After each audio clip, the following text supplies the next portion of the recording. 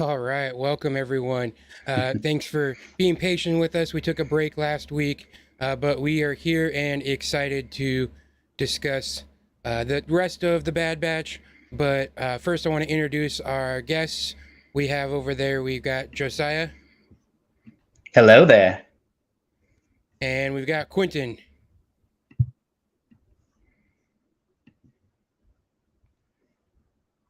Did you mute yourself, Quinton? My bad. My bad. Hello, everybody. Nice. All right. Well, yeah, we're super excited. Uh, we wanted to talk about the Bad Batch today, but as we were getting ready for the show, I pop on YouTube for a second, and what do you know? Two new trailers. One for season 3 of The Mandalorian, and for Tales of the Jedi. And so we just had to take a look at that. So we're going to talk about some of the good things that we saw in that, what we're looking forward to, and then we'll get into the Bad Batch, the rest of the Bad Batch episodes 6 through 16 after we talk about the trailers. So, what are your first thoughts there, Q or Josiah, if you guys want to? Go for it. Well, I thought it's interesting that the armorer still claims that he's not a Mandalorian, but then I like these scenes we're getting of all the Mandalorians and their different kinds of armor, different paintings and designs on their armor. Looked really cool. Yeah, and I think some of the voice line in there too was interesting. We're going to get a little bit more on the cult, right? The Yeah. cult that they're blaming for some of the downfall of the Mandalorian. So I think that will be interesting to kind of see that, and where loyalties end up falling and philosophies and things like that. Yeah, it was real interesting because Bo-Katan's like, your fraction or your cult fractured the Mandalorian people. Yeah. And so it's like, I really like that, because when the first season of Mandalorian came out, everyone's like, okay, he never takes his helmet off, and it's a rule you can't take his helmet off. But all the Mandalorians in the Clone Wars always took their helmets off. What's going on here? Like, we've seen Bo-Katan without her helmet off tons of times. Even Vizsla. Yeah. Vizsla in Clone Wars, he took his helmet off. And so I like that instead of just being like, oh yeah, we're gonna change that. No, they're making it like a story point of why one is one way and one is another, and it's super interesting. I feel like the first 2 seasons have more or less just been about a man protecting a younger child, being the father figure to a young child, someone who doesn't necessarily want to be, but is thrown into that role. And that's kind of been what it is. And it almost feels like this season's going to get more into the Mandalorian life and their philosophies and all of that. And it seems so good because, like, even Bo-Katan in the trailer says to Grogu, oh, you thought your dad was the only Mandalorian? Yes, I love that, because exactly what you just said. Basically, we're kind of dancing around that being, kind of like a pseudo case in the story, right? That it's kind of like a father son, but they just like on this right in the teaser, they just gave it to us. There you go. Like, yep, it's a father son situation here. Exactly. And also, we were just talking about it off screen, but is that Babu Frick? Yeah. It was so great. It's gotta be him, or it's gonna be like his crazy cousin or something. His crazy cousin, who's also a droid repairman. Maybe he's got to fix up that the R5 unit that he's seen in his Naboo starfighter. Oh yeah, that's right. Because I did notice that, and that was first thing I was like, wait, I can never remember her name. The mechanic lady. Pelly. She's like my favorite character in the show, and I always forget her name. But she shows off the droid, and it's probably the same one that Luke's uncle tried to buy in A New Hope. Yeah. Yeah, I'm pretty sure it was. They said that in like the first season that it was. I mean, That's awesome. that would make sense that that's the kind of junk she'd keep around. Yeah. You know, her Jawa boyfriend sold it to her. Yeah. That was always one of those funny moments. It was like, what? Her character's awesome. Yeah, looks like we're gonna get like some space battle action. You know, there's a little clip of that going through like some asteroids and stuff like that. That's cool. Oh, the visuals look fantastic. Just the space battles. There looks like it doesn't feel like they're gonna be half-hour episodes here. This definitely feels like we're gonna get much longer episodes. I would be surprised if it's only 8 episodes like they first 2 have been, or maybe I think the second one was 9. But even so, they look like there's a lot going on here. The ship design is so cool. Everything. Yeah, I was gonna say I literally only got to watch it one time right before this.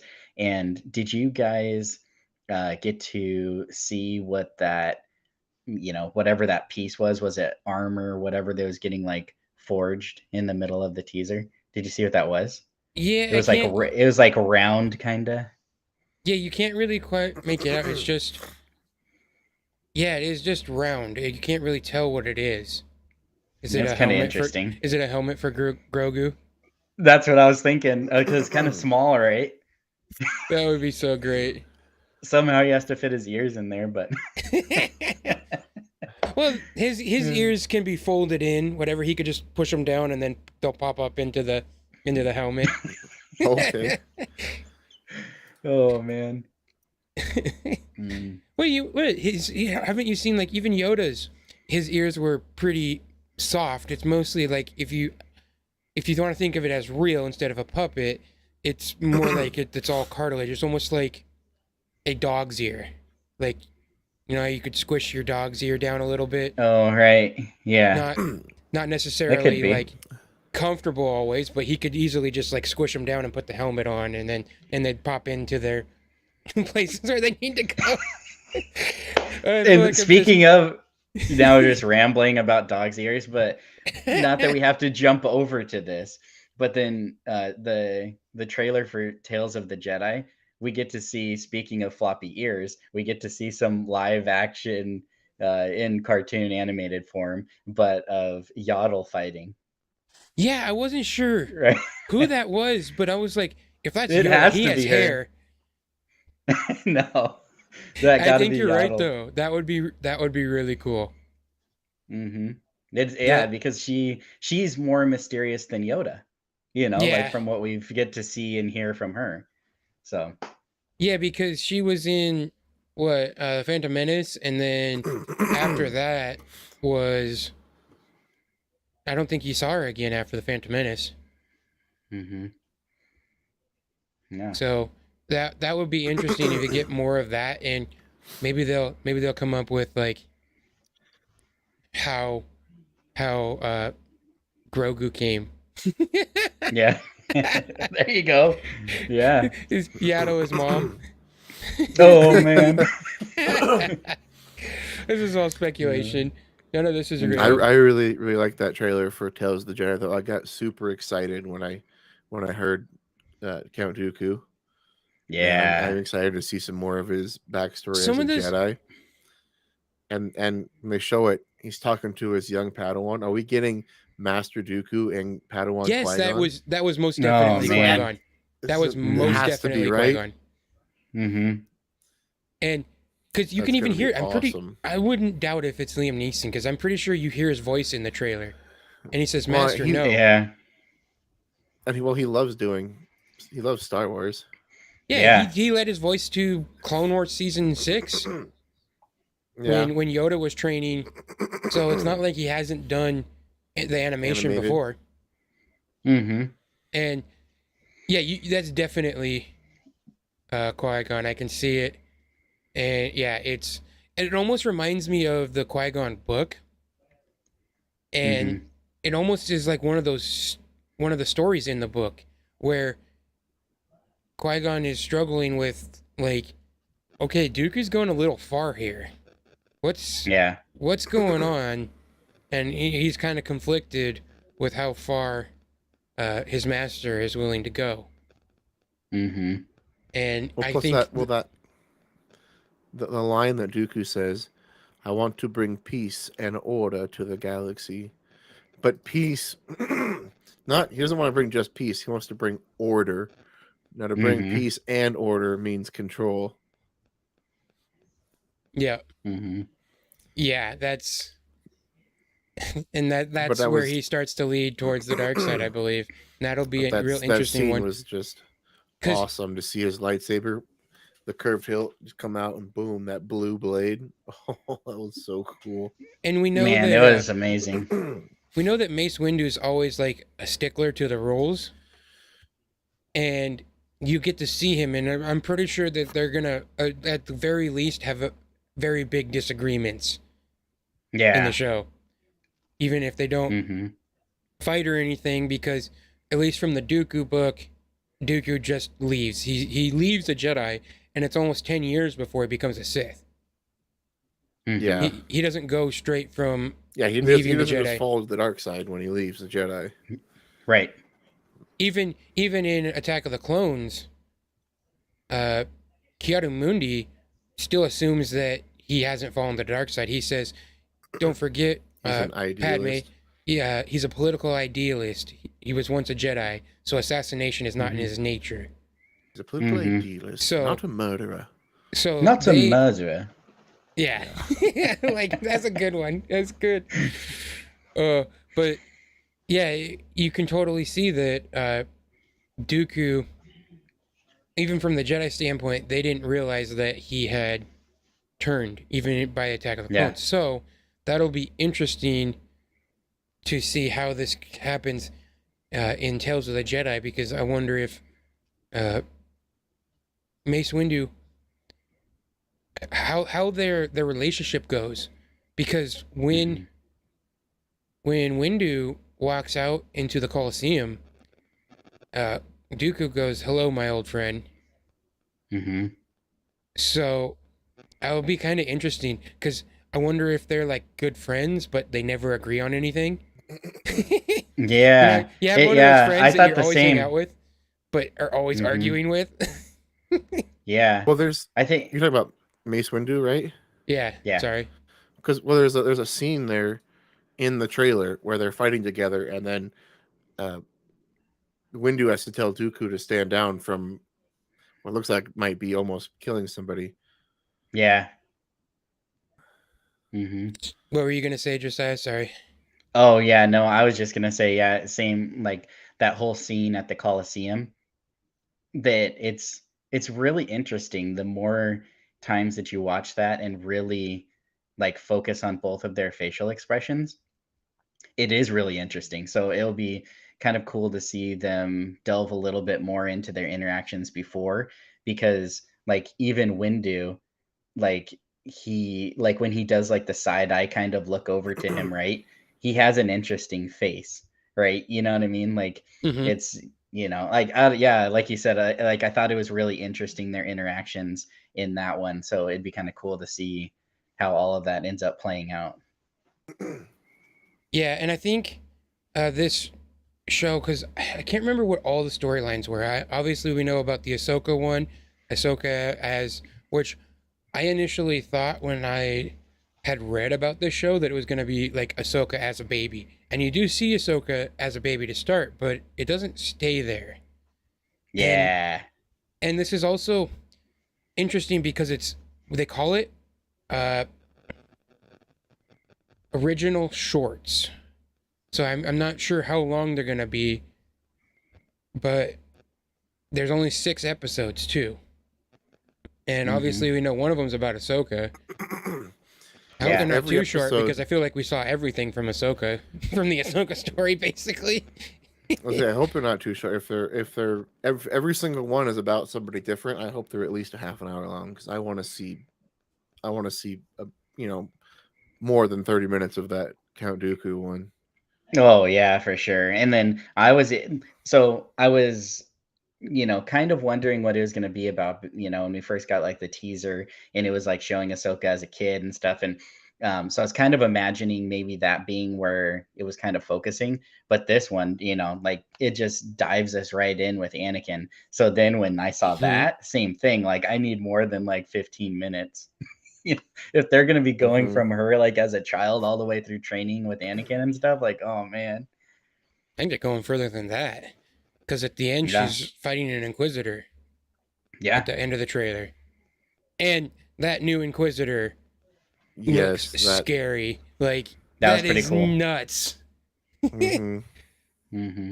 That looks like something that George would have told him to make for concepts for Darth Maul. Like, that looks like a scary dude. Yeah.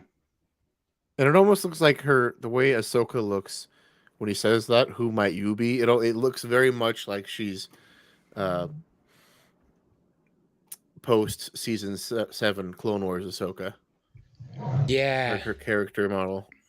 Well, because it's an Inquisitor. Because their official one has the captions on. I don't know why they did that, but the official video from StarWars.com has the captions on. You can't even turn them off. And it says his title is Inquisitor. So it's definitely after Order 66. I wonder if we're going to get the tale, the actually showing of her defeating the Inquisitor to get her the crystals that she purifies for her white lightsabers. Oh, That'd right. be pretty cool. Oh, that's awesome. That's I never even thought about that. That's a great idea. Because they describe it in the book. Yeah, but I don't think they've ever seen or shown the Inquisitor, which she defeats to get that. So this could be that Inquisitor, which would be awesome because he looks. And then you could see her purifying the crystals. Strong, and yeah, that would be cool. That would be really cool. Yeah, that would be awesome. That would. Oh yeah, I was just watching it again. Yeah, and like with the, like the subtitles on it. Yeah, it says Qui-Gon Jinn. Yeah. Oh yeah, it's definitely him. It looks so much. Both of these shows, Mandalorian season 3, Tales of the Jedi. We're 2 weeks from Andor, or less than 2 weeks now, like a week and a half. Man, we are gonna be spoiled as Star Wars fans. It's gonna be an awesome time. Yaddle is fighting Dooku. I just realized that right now. What? Oh man. It could honestly just be something as simple as sparring practice, but that would be could awesome. be. Who do you think the Jedi is that they're like lowering in the coffin? Like about 3/4 of the way through. For like a split I feel second like they show it. For what we know of Dooku, that's gonna be someone close to him, and why he starts to has his more hardcore reservations about the Jedi. Like, it's going to be something along the lines of, someone that the Jedi could have done something about or protected in his mind. Oh, well, in that chilling line too, I've been warning them about the coming darkness. Yeah. Like, oh man. So good. This is so exciting, and this is only barely a month away, and it says they're all coming out on October 26th. So all 6 episodes will be available on October 26th. That's exciting. So I wonder, because in the teaser trailer or whatever, or it says what did it say, like two fates or something like that? Two stories of fate. So I wonder if there's 3 episodes 3 and 3. each. Yeah. 3 about Ahsoka, 3 about Dooku.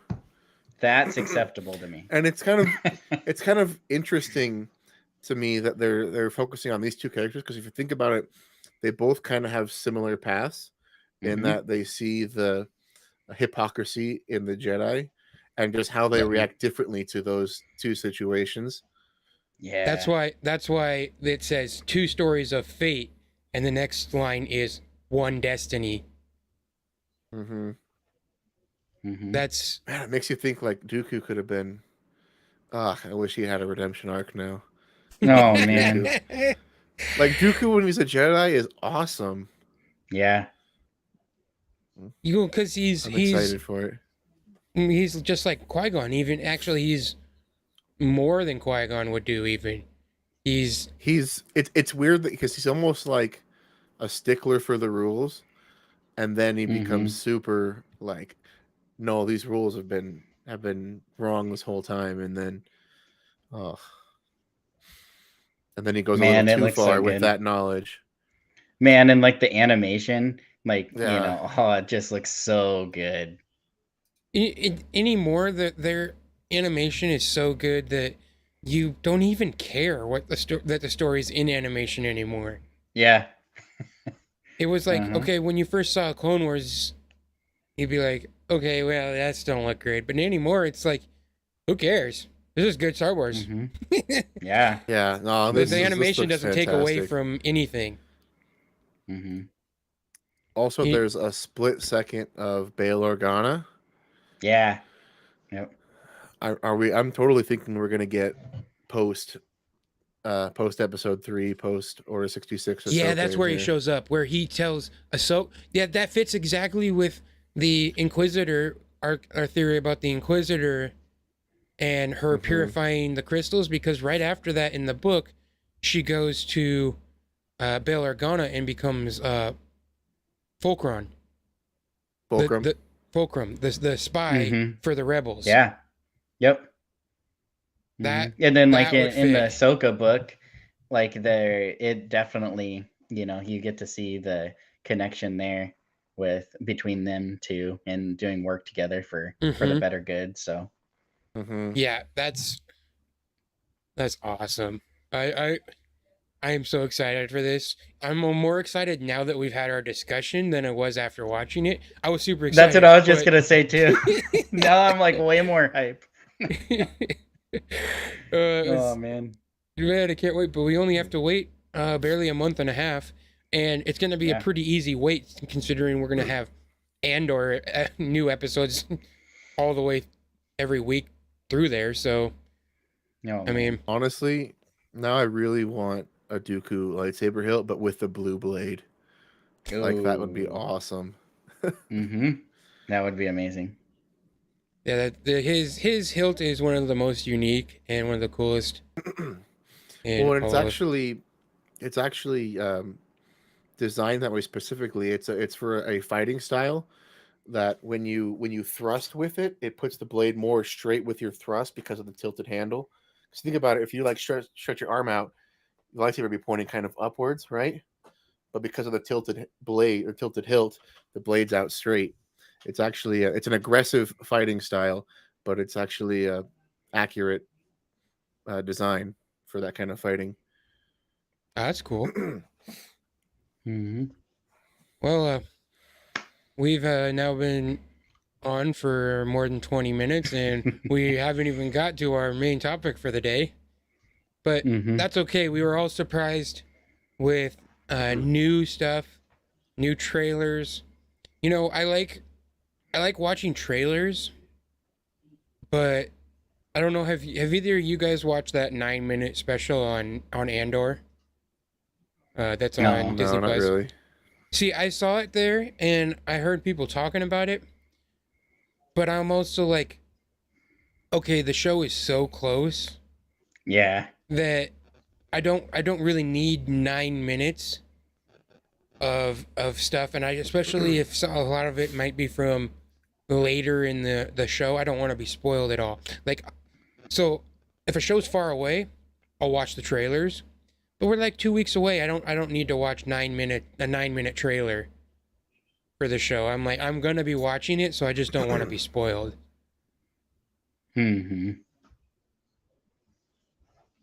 Yeah, so, I kind of felt like I don't really want to watch the behind the scenes of the show that I'm really excited to watch.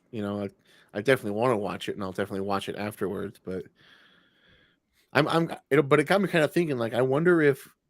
Plus, they came out with a new Andor trailer today too, and I watched that just before we got on, and it kind of makes me think, what if all of these trailers that we've seen are just from the first 3 episodes? Like, they seem kind of coherent, and it kind of sounds like the way that they've said it, that the first 3 episodes are meant to be like a feature length story, right? Like almost like a movie. That's why they're coming out all together at once. And Yeah, that's I could totally see the trailers having just come from that, and then getting all new stuff you've never seen before for the rest of the episodes. That'd be awesome. I've heard. I think it was the director. I was reading some article where the first, or in the first season, there's 12 episodes, but they go in like 3-episode arcs, and so. We are going to get for the first 3 episodes that are airing on September 21st, you're going to get the full first arc right off the bat. Yeah. And I think that's great, because it was kind of like with Obi-Wan Kenobi too. Yeah, the first episode just ends with him leaving Tatooine. But the second episode ends with him finding out that Anakin is alive, and that's like a huge cliffhanger. And yeah, and so now if you watch both episodes when it first debuts, you were hooked. Yeah. I mean, we were hooked anyway. We were just gonna, but, and I think that's kind of why they've been doing so much ads for Andor, is because he's a lesser known character. He's only from Rogue One. That's only from 2016. Yeah. And so they're doing a lot of advertising, and that's why I think you're seeing stuff like a 9-minute trailer, basically. Yeah. And I'm super excited, and I know we all are, but I think that's what they're trying to get the casual more. They're trying to press for the advertisements to maybe a casual person, which actually, I know it's not a known Star Wars character, but the show seems like it would capture a more casual audience. Yeah. Yeah. Yeah, I agree with that, because get him. The whole story there really is, a hardcore Star Wars fan is going to have all these, tons of Easter eggs and things that are interconnecting with different, stuff all across the Star Wars like media and entertainment, right?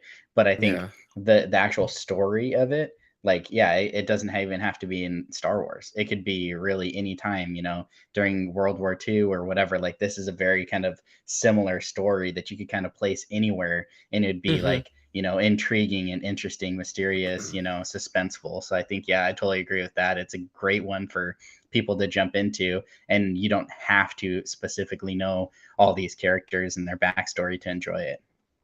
Yeah, I completely agree. And I think that's kind of why they're pushing for the casual audience too, because, every person you bring in, especially a casual audience, that's more likely that they become a not so casual audience member. Every show, everything that's ever been is someone's Star Wars. They saw that for the first time. And I'm sure there's going to be a lot of Star Wars fans that are probably going to watch Andor for the first time. Yeah. It definitely feels like one of those shows that could pull in and bring a lot of fans to it. And I think it's almost where we are as talking about it every day. We need to not be like, oh, your favorite character is Andor. Well, he's not that cool. We need to invite everyone. More Star Wars fans, the better. Yeah. Don't matter where you started, what you're, unless someone says to Josiah that their favorite character is Han Solo from Force Awakens. Oh, I thought you were gonna say Palpatine, but just as bad. But Palpatine from the Rise of Skywalker specifically. There we go. Yeah, so I was just gonna give a shout out Purple Haze in the chat. Thank you for being here. As she always says about gaming, she says, doesn't matter as long as you're gaming, right? And it's the same with Star Wars. Doesn't matter what your favorite Star Wars is, as long as you love Star Wars, you're okay with me. So, I think that's a kind of a good segue. We can actually get towards our main topic here. Uh, we wanted to, because Bad Batch season 2, well, it keeps getting delayed. Who knows when it's actually coming out, but it'll come out eventually. I'm sure it'll come out sometime. I've heard now between December, January. I believe that their initial plan is that it'll probably come out before Mandalorian. Now, I thought it was wasn't it still announced to be like end of the month or something? I thought they just gave a new release date for it.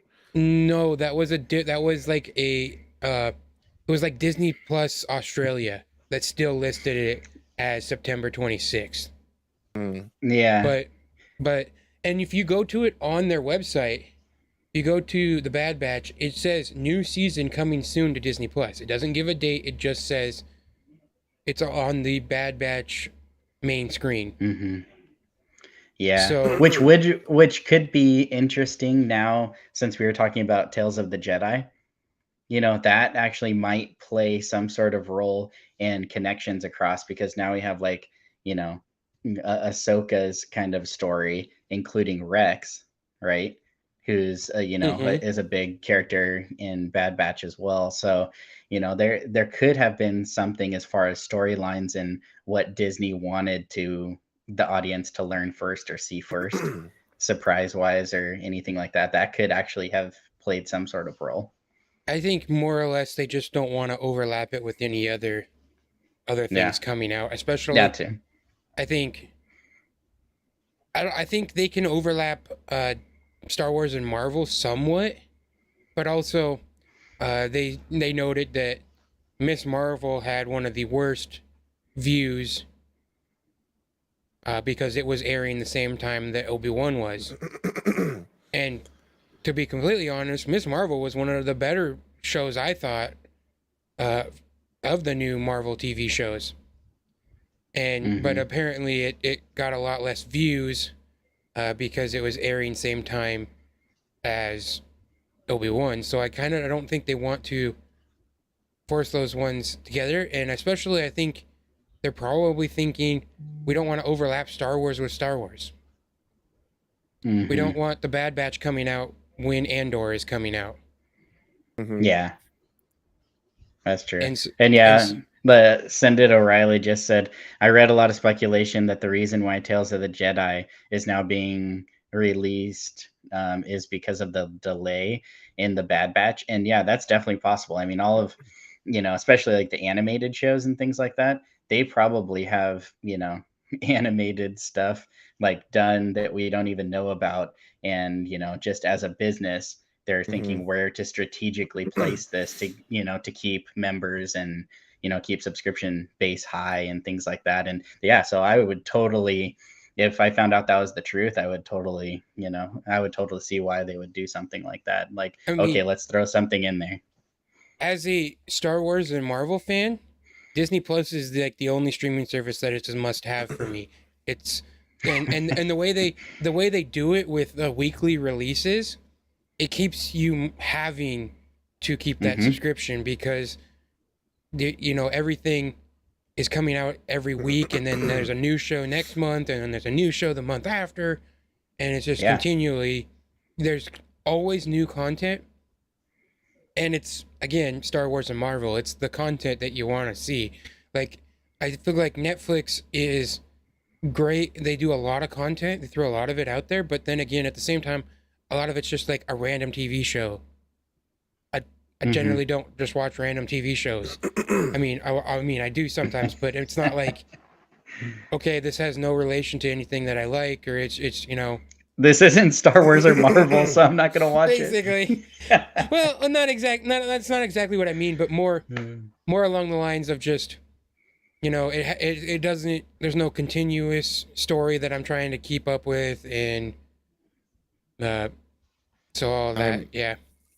I'm not seeing an official announcement from Disney, but I'm seeing a lot of people reporting, especially even Collider reporting says it's moved to January 4th. Of 23, which I also saw that they believe that could also delay Mandalorian season 3 because Well, it I was mean, it was I originally don't even think that would suspected. technically be a delay because they haven't announced a date for that, which is supposed to be spring. But every leak there was said it was February of Yeah. But leaks are nothing. The Bad Batch had an announcement date of September and it got delayed. yeah. Like had an official date and then it got delayed. They haven't officially announced a Mandalorian. They have said spring of 23, which spring is April, May, June, technically. So you get all the way up until then for us to get Mando. They said that they delayed Andor, or they didn't actually say why they did it, but most everyone assumed because it would be overlapping with She-Hulk. And I can see now why that would be happening because I feel like She-Hulk's been fine. It's not anything special to me. I don't have a lot of complaints, but I'm also like it's just another show to me. It's fine. There's nothing really stand out to me about it. And I feel like if Andor had come out at the same time, it would have been doing the same thing that Obi-Wan did when Miss Marvel was airing and just overshadowed it. Yeah, So, I agree. I think like between those two shows, like you said, like Miss Marvel, I wasn't like, it wasn't like a Star Wars like show for me, but like I definitely was like watching it when it came out and everything, like each episode with Miss Marvel. But like with the Hulk after the first episode, I was like, whenever I get some time, I'll eventually watch this. But yeah, same thing. There's nothing like I hate about it or anything like that. Just it didn't immediately catch me, and them. Like maybe there is like a couple of things like as far as like cinematically the way that they chose to like film it isn't necessarily my style, but yeah, I think if they were to put it at the same time as Andor, that'd be devastating. Yeah, and so if you think about it, we're gonna get Andor into the Bad Batch, into Mandalorian season 3, possibly into Ahsoka for the summer of. So we got Andor for the fall. Well, you Bad also have Batch Tales for of the the winter. Jedi there in end of October. I'm talking like major shows, right? So we'll have Andor for the fall. Hey, wait a second. Okay. To his point, it's only 6 episodes, and they're called shorts. They're shorts. So okay. But I mean, so Andor in the fall, Bad Batch in the winter, Mandalorian in the spring, Ahsoka in the summer. You're gonna get the Tales of the Jedi mixed in there. Hopefully, the second season of Visions somewhere in there, and Acolyte in there somewhere as well. That's supposed to be out in 23, right? I don't know. At this point, I would say with that many stuffs coming out, I would probably say it's not going to be until 24. We're only just now hearing about because they announced their just third cast member. I don't know his name, but he was from Squid Games. I haven't even watched that, but that's what the article. I just saw the title of the article of who they cast for what? Acolyte. Okay, because I know they announced some more. I didn't see who it was, but some more cast members for I think a Skeleton Crew. Skeleton Crew is also coming. Yeah. Does that have a date yet? Skeleton Crew? No, I don't think so. They only announced it at Celebration, and they basically said it's a group of kids in a ship lost in space or something, and Jude Law's in it. Yeah, that was like their announcement. Oh man. That was about it. Oh, but here's another one I'll throw at you if you want to think about next year and all the stuff you're getting. New Indiana Jones movie. Oh, true. Last Harrison Ford, Spielberg, last John Williams. Although so he's in his 90s. I saw an article recently that stated that he wants to compose a James Bond movie. Like that, he's already basically said Indiana Jones is his last movie, but if he ever got the chance to do a James Bond movie, that would be his I'm kind of send off surprised. piece. I feel like if there was ever a musical composer for cinema that could get any Right. job they ever wanted, how is it not him? If he actually said that, I want to do James Bond, how is whoever owns that franchise not like, get us on the phone with John Williams? Like, Yeah. Yeah. No, yeah, for instantly. sure. I mean, Well, music is so 'cause, you know, huge they're in for the middle of the a- 00 movies. Yeah. They're in the middle of a reboot too, though. So they're still I trying know, to figure out who's gonna be the next Yeah. James Bond, and so who But I feel knows like how long that could be. It could be another 5 if- years. He's already John Williams is 90 now. I know, but I feel like if this is how John Williams feels about 007, I doubt, he's felt that way. Oh, I really like Daniel Craig, so I feel like I want to do a James Bond movie. He's got been a fan of that franchise since the 60s, right? So how has he not had an opportunity? I can't believe they would have not been all over that. I mean, Right. one of the greatest musical composers of our generation, who is alive to this date. And so, editor in the chat says he wants to see a cameo from Cal, or with Cal from Fallen Order, and I feel like that's probably coming at some point. Yeah. And there's a reason. You know that at this point, when if they're gonna do video games like that, they're gonna keep doing it this way, where they just cast actual actors in the roles, and just have them do the motion capture and all that. Because then, if they ever want to make them in live action, they already have the actor. Yeah. It'd be amazing to I start having some tie-ins of that. I thought we were getting something. I thought he was going to be in something, some like cameo or something. I thought I heard. Ooh. I mean, he could But be I in the could be Bad wrong. Batch. That would be a good spot to put a cameo in from him. It's around the same time. Even if you like saw him before the first game, and just like notice that was him, you'd just be walking by. Just an Easter egg, No, man, like and I think like we tie so many things to the Ahsoka show just because she spans like a really good time to have like, people from animated come to live action. But if there was some way that they could get him and BD1 in live action on the Ahsoka show, that would be pretty cool too. You'd have to be older though.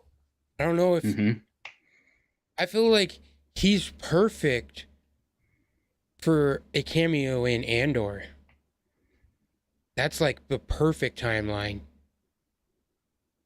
Where Jedi Fallen Order is, his age, that's like a perfect timeline. But in Ahsoka show, it's supposed to be well after. It's the same time like The Mandalorian is taking place, like 5 or so years after. I feel like there's no way we Jedi. don't get flashbacks in the Ahsoka show. Yes, that's true, Yeah. because we already know that Hayden Christensen is in the show. Yeah. Yeah. Well, plus we have. I think Andor could be right because you have what's his name, Forrest Whitaker's character, Saw Gerrera. Saw Gerrera is in Jedi Fallen Order, right? So they already have that relationship there.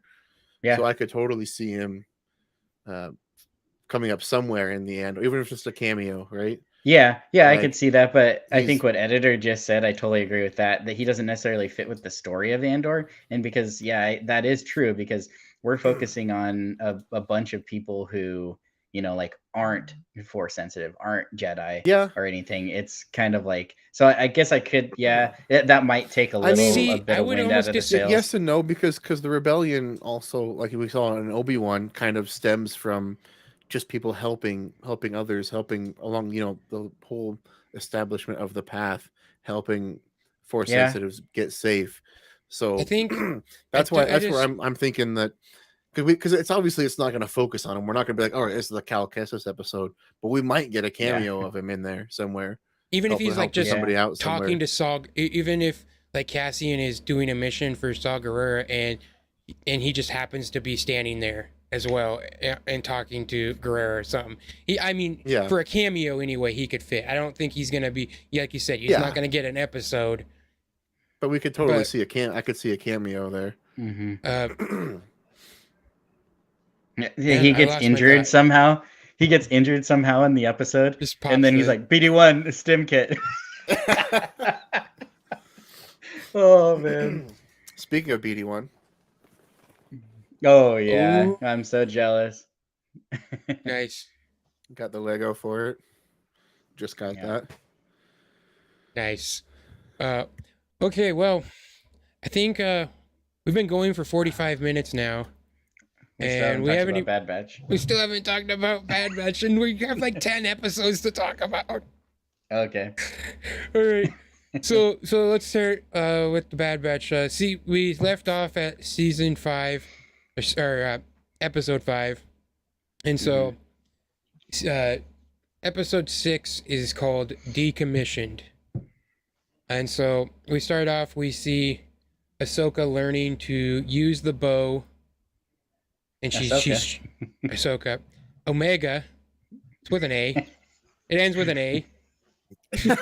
oh man, that's how we're going with this. There's an A in there somewhere. Ahsoka. There's a lot of. Practically related.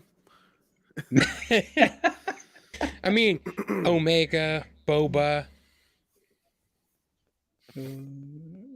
But yeah, so she's training with her new bow, and I like the scene because Sid's like, it's your tiny little arms.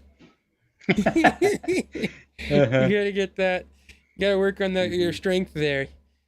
And this episode is where they're sent on the mission to retrieve a tactical droid.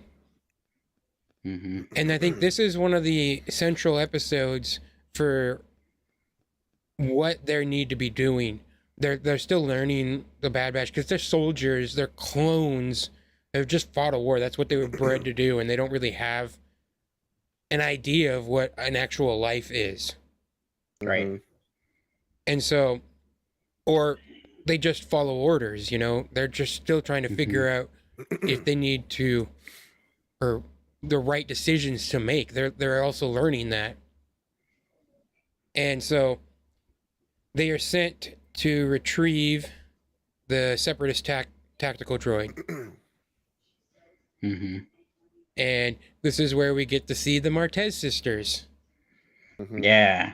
I thought this episode was really cool because it, started tying in lots of different things, like you just said with the Martez sisters. That was really cool to see them, once again, up to their old tricks, I guess you could say. And also is on Corellia.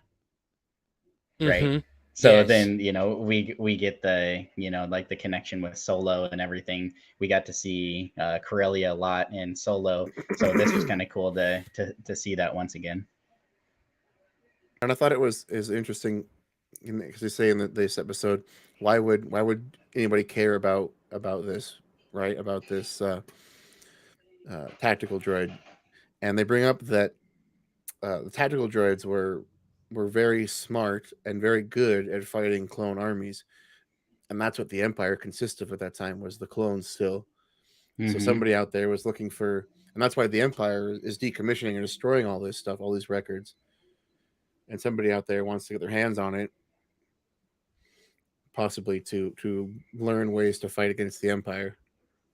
And it kind of, this is also one of them episodes where, Wrecker starts hitting his head and you start seeing the effects, and he's starting to be more affected by the inhibitor chip. And he starts saying good soldiers, and you just get especially when you were watching it the first time, you're like, uh-oh. No, not Wrecker. Yeah. But yeah, you're one of the most beloved characters of the show. You're like, oh no. Yeah. And I liked, I thought I wrote this down, but there's one funny point where Trace, an echo in here. Yeah, I love that. She says, "We need a diversion." Then Rafa says, "We need a diversion." And Trace is like, "Is there an echo in here?" And he bends over. "Yes." Yes. She's like, what? He's like, my name is Echo. She's like, really? Like, yes. I love that. It just That was a good one. it just fits Echo so well too. It's so funny. I laugh every time I see Mhm. that now. But so this episode is more because Trace and Rafa kind of basically tell them, hey, who are you working for? Because they didn't know who Sid was going to give that tactical droid to. Yeah. And they end up letting the Martez sisters take it. And they, I'm assuming, I don't know who they gave it to per se, but we know that they, at the end, they contact Rex. Yeah. And then Rex, that's why, and we don't find that out in this episode because it's meant to be ominous. But as we get into the next episode, it becomes clear right away who they called. Yeah. Mm-hmm. But yeah, it's them learning to, like, you're gonna have to choose a side basically, and they're trying to do what's right, and so they're realizing that the empire is not good. Yeah. Yeah. Is there anything else anyone wanted to say about this episode before we move on? No, I think that, just the only thing is like in the decommissioning plant, it seems like, like the construction plant, right? Like there's a lot of similarities between the two, like that we saw. And I thought that was kind of cool. Once again, kind of like draws like flashbacks even to, kind of like, even a little bit like Geonosis, that we got to see, a little bit with the droids getting constructed and stuff like that. So I thought all in all it was a cool episode, like especially with the Martez sisters being on there and stuff too. Like I thought it was definitely a fun episode. I liked it a lot. Yeah. So episode 7, Battle Scars. Now this episode is really cool because they are being Rex shows up, as we just mentioned, and then it's real interesting because Rex like freaks out when they tell him that they still have their inhibitor chips in. Yeah, he's about ready to, he's his hand ready for his blaster. Yeah. And so this episode is cool. Speaking of Jedi Fallen Order cameos, we go to Braca, the junkyard planet. I like how this episode starts when they get back to Ord Mantell, and Wrecker and Omega want to go for Mantell mix, right? It's a tradition, they're both excited and happy, and it kind of shows the the little kid side of Wrecker that we know. He's they're all grown and smart, but Wrecker's really kind of a kid at heart. But he's also, the big strong guy of the group, right? I mean, Sid calls him Muscles. And I think this episode really does a good job of showing like who he is and who he's supposed to be, and then how he becomes controlled by the inhibitor chip. Yeah, I think this one was a really good one, like with the relationship, really with everyone, but especially, throwing Omega into the mix, their kind of special relationship they have, and, that they're using like some of the money they get for these jobs specifically for Mantell mix. It's just amazing. Well, they keep saying to put it on Sid's tab, but Sid knows exactly where it's coming from and charges him for it anyway. Yeah. Oh, man. Yeah. I like Sid. Sid's an interesting character, and she's pretty funny.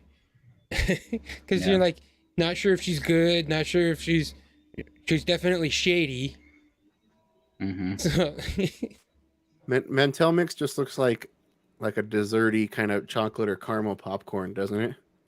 Yeah, yeah, like some kind of kettle corn, like. Yeah. So yeah, so they get to Braca, and yeah, this is straight out of Jedi Fallen Fallen Order. Order. And Yeah. it's kind of cool to see like this big junkyard, and we know from Jedi Fallen Order that the reason they're pretty much doing it is because there's a giant monster there that just eats metal. Mm-hmm. And we get to even see smaller versions of that.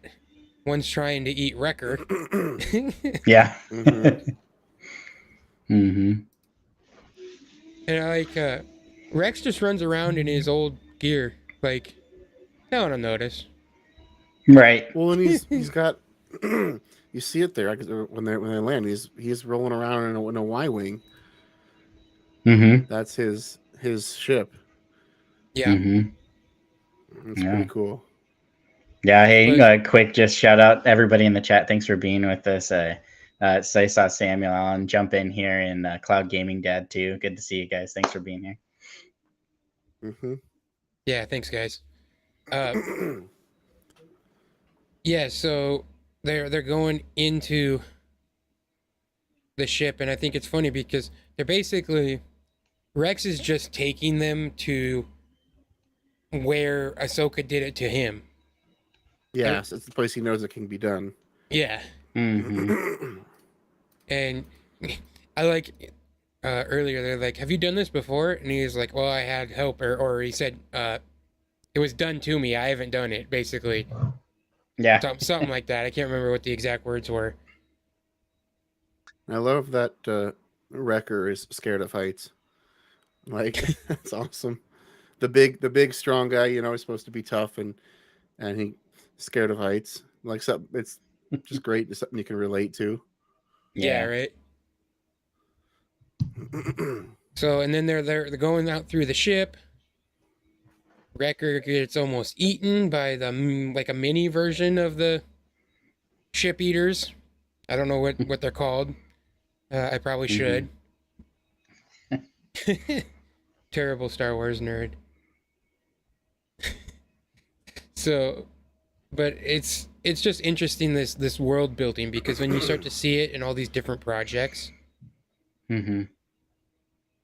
and it's one of those things. Yeah, you just everything, even if it matters to the story or not, it's all world building, and it all matters somehow. Mm-hmm. And it generally always comes back somehow. Mm-hmm. But yeah, then Wrecker goes nuts, starts to attack Omega and everyone. Good soldiers follow orders. Mm-hmm. Yeah. I like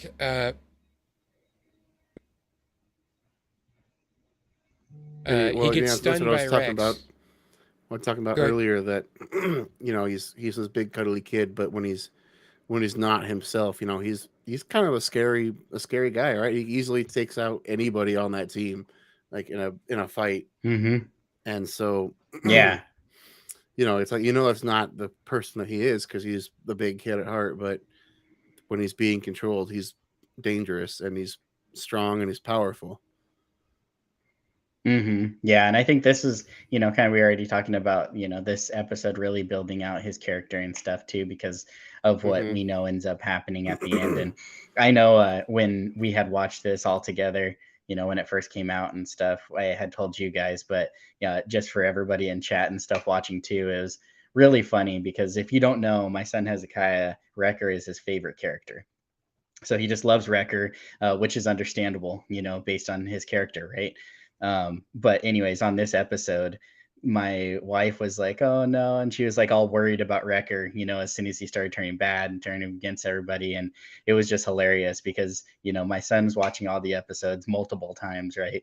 So by the time that he kept on looking at my wife and being like, sensing she was worried and everything. And he went over and then he was just told her, he's like, "It's okay. It's just the inhibitor chip. It's not Wrecker. He's not really bad. It's just the chip." It was just hilarious because like he put that together.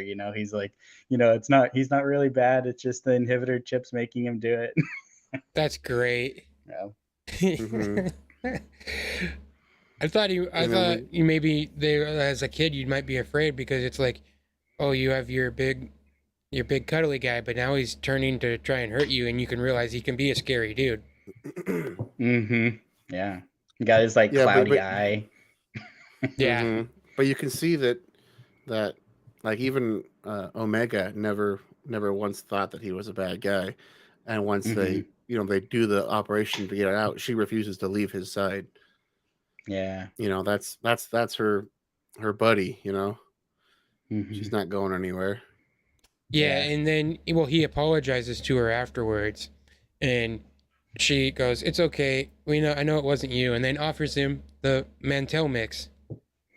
Yeah. And so it's Mhm. it just more of their bonding there, and then it's kind of interesting because the end of the episode, Rex is going off on a mission, but they don't ever say where, and we're kind of just at this point. He messaged them one time later in the show, but other than that, we don't know what Rex does until he shows up on Rebels at this point. Yeah. And but he says he's going on a mission. So it's just interesting what he's doing for the rebellion. Right. Yeah. He's doing something, which makes you wonder what happens to him that he eventually gives up on that and ends up where he does in Rebels. Yeah, that's interesting because as we do see, we'll talk about it later in some of the other episodes, but one of the clones he's with is Gregor in Rebels. Yeah. I love that character. He's awesome. So do we want to anything else you guys want to mention before we move on to the next episode? No, I think I'm ready. Okay, episode 8 entitled Reunion. So this is reunion, obviously meaning Crosshair's coming back. Crosshair's after him. And this one's the one where they escape from Braca. They're on the ship and they need to escape. And it's a real interesting way that they do it. Because they have to end up going through the engines of the Jedi cruiser. It's just a real interesting episode because then they turn on the engines and all that. It's just crazy. So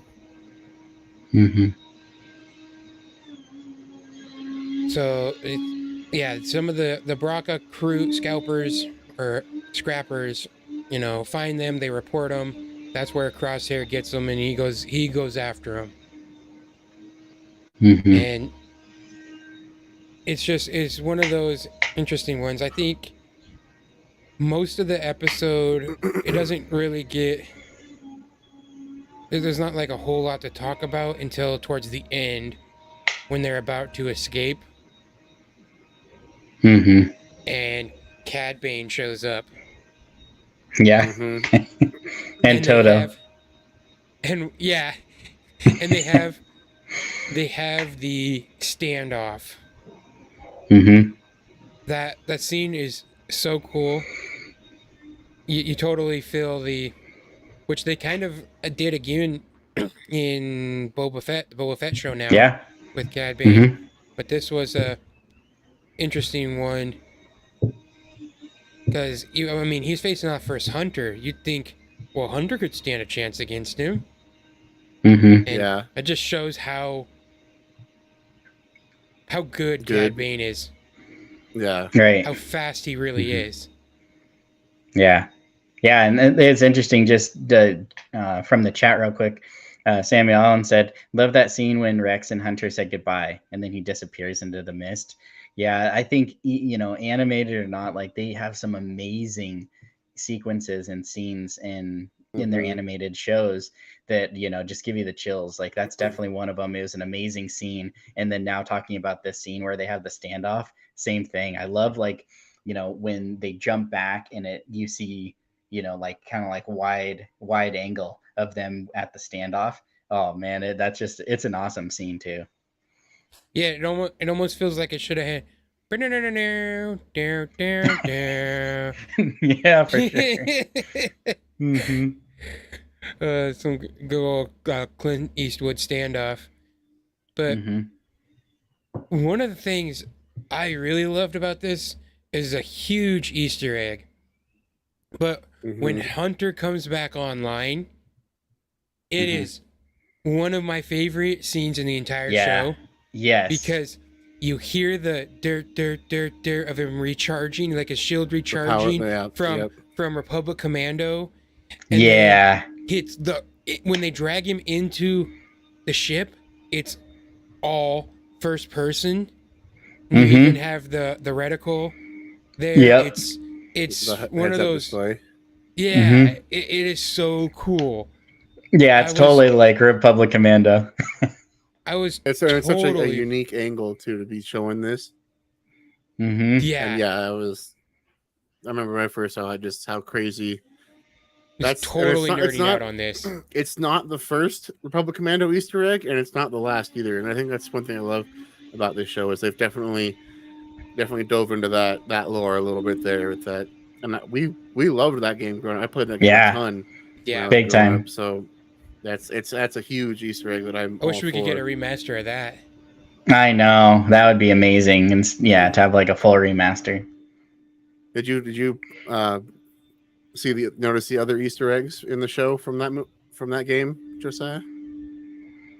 I know there's a couple on it. This is also the episode where Wrecker's like wants that torpedo. He's like carrying that torpedo around, right? Yeah. Like the whole time, like the photon torpedo. Um, So yeah, so what else was in that one? Wrecker's blaster is the Mm-hmm. main gun from the game. Like that's Oh, nice. Yeah, that's he's had that since season 7 of the 7 Clone of Wars. yeah. Mm-hmm. And then the other one is later in the the series. We get to see Scorch, one of Yes. the Oh, right. Delta Squad Yes. Right. in Yeah. action, and I Mm-hmm. thought that was pretty great. But we'll get to that here in a few episodes. In a Mm-hmm. few episodes. Yeah, so that was, and then basically that's the end of the episode. They take off, and Cad Mm-hmm. Bane has Omega, and everyone escapes Braca, and that's the end of the episode. But Mm-hmm. yeah, there's just so much fun moments, especially from playing that game. And yeah, they're starting to incorporate some of the stuff from older stuffs. I mean, at this point, I believe that Republic Commando wouldn't even be considered canon because it was well before Yeah, all that. but there's nothing in it that like contradicts anything. So That's true too. I almost wish that they would I'm make pretty sure like a isn't it Republic Delta Commando Squad game. you see in the Clone Wars. So Delta Squad is canon. Isn't Maybe. it them you see in the Clone Wars? I'm not entirely sure. But yeah, so that concludes this episode. So next episode 9 is entitled Bounty Lost. Mm-hmm. And obviously you can infer what that would mean just by the title, but Cad Bane has Omega. Mm-hmm. I almost called her Ahsoka again. I think it's funny how Omega befriends the droid. What is his name again? Toto. Toto? Okay, sure. The Seth Sure. Green droid. Uh-huh. Yeah. But I like how she befriends him and completely fixes his leg, but then Yeah. And Then- sabotages him. sabotages him and runs away. Mm-hmm. She's really good at that. And I think this episode kind of gives you a little chill factor of because they're at a abandoned Camino outpost, Mm-hmm. and kind of the stuff you see in the test tubes and stuff, it's a total one of those like creepy sensations. Yeah. And so it's, and I think Omega says in the episode that she doesn't want to be a lab experiment, Mm-hmm. and she Yeah. knows that that's what's basically why the Kaminoans are after her, Mm-hmm. because she's pure genetic replication. Mm-hmm. Yeah. And I think that another like really cool thing on this episode, besides like, you know, kind of getting, like you just said, like that viewpoint from her and kind of really like understanding what the situation is with her in the series, but is, you know, it's kind of like it's a side thing, but Cad Bane's ship, you know, we get to see, you know, it come in and land, which is awesome, but then we get like inside of the ship too, which, you know, once again, just it's so cool to be able to, you know, see like, you know, different ships and like how they're set up, and you know, like how they are, like, you know, like a bounty ship built on the inside with like the cells and everything like that. That was pretty cool to see that in this episode. So, spoiler alert here for season 2, but we're gonna get more Cad Bane in season 2, and the reason why I noticed that, or I know that, is because me loving Legos and Star Wars, I was on Lego Star Wars.com the other day, and their new set is Cad Bane's ship, and it's coming out. I think, yeah, it's like brand new, and so I believe it was meant to be with coming out with the new season of the Bad Batch, because it even says like in one of the things, it says something about the Bad Batch in on one of the packaging. Is it a full build? Yes. A big one, so it's like it'll probably be like 100 Yeah, so it's it's like 160, I think. Oh, 160? Dang. It's gonna be yeah, like it's a big set. that's real big. Like how many pieces? 2,000 something? So it is 1,022 pieces. Oh, it's only 1,000 pieces. Whoa. That's a steep one, so he must have a big part in season 2. And so, and it comes with Cad Bane, Toto, Omega, Hunter, and Fennec Shan. And what was the price on it? Yeah, 170. That's a lot for only 1,000 It was pieces. it was like what? It started at 100 and maybe it's just 100. They've raised their prices recently, though. Almost every I was gonna say set. the Bad Batch shuttle was only like 100 or 120. Yeah, I think it was only 100, but they've basically, like, anything of that size has been raised like $20 a set. See, I don't know, because the BD1 kit that I just got is a brand new kit, and it's 1,000 pieces, and it's only $99. It's 1,062 pieces.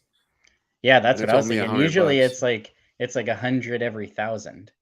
So like the 2,000 piece sets are usually close to $200. Yeah, I don't know why that is, but that's just what it is. But that's why I think there'll be more Cad Bane in season 2. There's no reason. The hype on him has come and gone, so I feel like he has to be showing up in season 2 again. For them to time his ship now.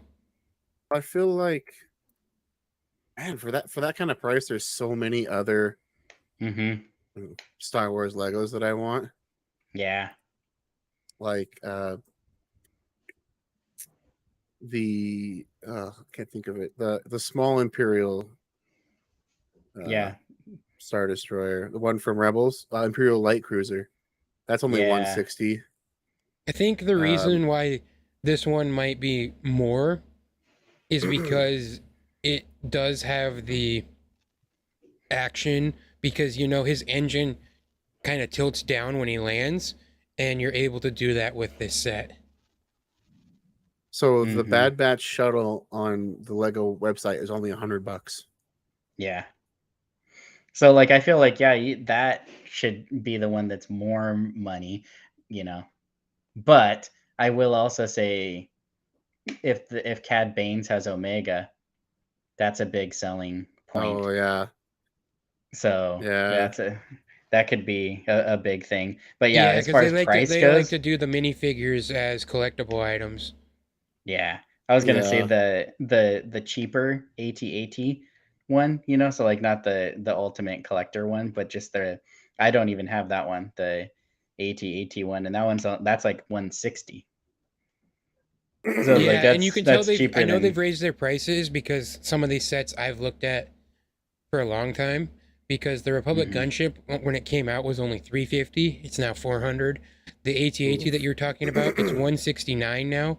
When it came out, it was only 149. So sets of these sizes have all been increased $20 to $50. It's just the day and age we live in. Yeah. Dang. So, but back to the We got episode. this is like Andor. People are getting fat and rich Yeah. off of us. Time for a rebellion, guys. That's on the great. rebellion against the Lego lords. The Lego Lords. Yeah. Oh, so, but this one's kind of cool because again, you get to see Fennec. Yeah. And she's just great. She's just Fennec is awesome. The actress is amazing. And it's kind of interesting to see Fennec where everyone's basically, oh, you're new here, and she's like, yeah, but I'm still really good. Who cares if I'm new? Yeah. And let's see, this is where we find out now who hires Cad Bane and who hired Fennec, right? Yes. Is it already now? Yeah. Yeah. So we don't find that out till the very end of the episode, but during the fight, I noticed Fennec kicks off the hat slightly of Cad Bane, and he pulls it down, but you can still see that he's got the metal cap on his head. Which, again, that's all of us Star Wars nerds. If you know, that was supposed to be put there because it was supposed to be a standoff with Boba Fett. When they were young, it was supposed to be in the Clone Wars episodes, but it was like after the Clone Wars got canceled, and so those ones never really made it to screen, but that was part of the story. And so they've ever since then they've shown that he's got the metal plate in the head, and that was also supposed to be the dent in Boba's helmet came from that shot, from Bane's shot.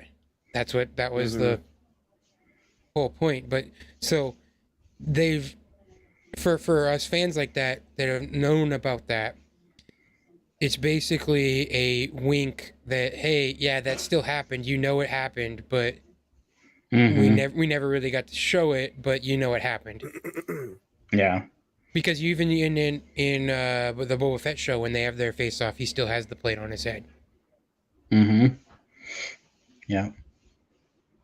But yeah, so the end of the episode, Omega escapes in a pod, and then we see we figure out who paid him, who hired Cad Bane and who hired Fennec.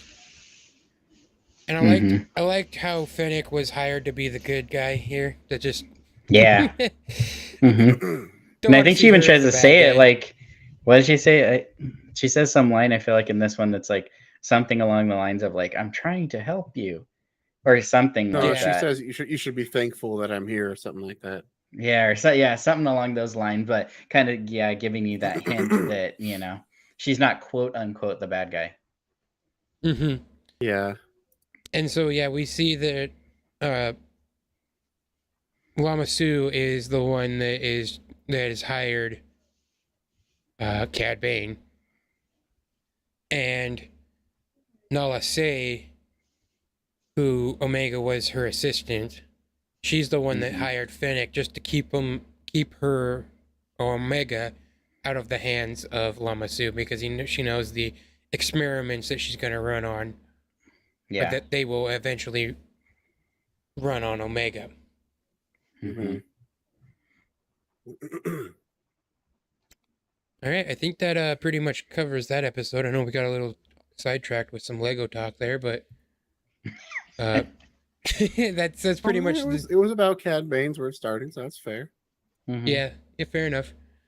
All right, so episode 10. I didn't see anyone in chat complaining. Yeah.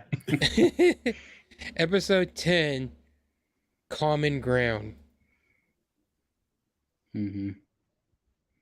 This is definitely one of those character building episodes that some people maybe call like a filler. I would almost say world building. Yeah, world building too. But this is the one where Omega is, basically a pool shark, but hustling people, playing some that one is so holographic great. games, and yeah. But and then the other side, so that's Omega. Yeah, like you said, pool shark makes all the money back for him, that he pays off all their whole debt to Sid. But the rest of the crew, they're going to rescue a separatist senator. But I feel like it kind of made the opening shot in this episode of Rex's Prime was just awesome. Yeah, it was just the beauty of that city I thought it was pretty cool. And so it just kind of got me thinking, like, the separatists, they didn't want to be part of the Republic, so what made them be part of the Empire? But the fact, it was, well, not the Force, but well, I understand what you're saying. What I was trying to say more or less is that when Anakin or Darth Vader killed all the separatist leaders, he also shut down all the droids. And so the separatists wouldn't have had any army or any of any defense, and so the Empire just rolled right over them. Here's all of our troops, we're occupying your planet. That's the end of it. You're part of the Empire now. Just like everyone. And that's kind of what you see, because you can totally tell that the senator is being forced to just be pro-Empire. And the whole planet is basically under occupation of the Empire. And it kind of, the episode itself, especially for Echo, because Echo seems to have like the most prejudice, which kind of makes sense. I mean, he was basically tortured and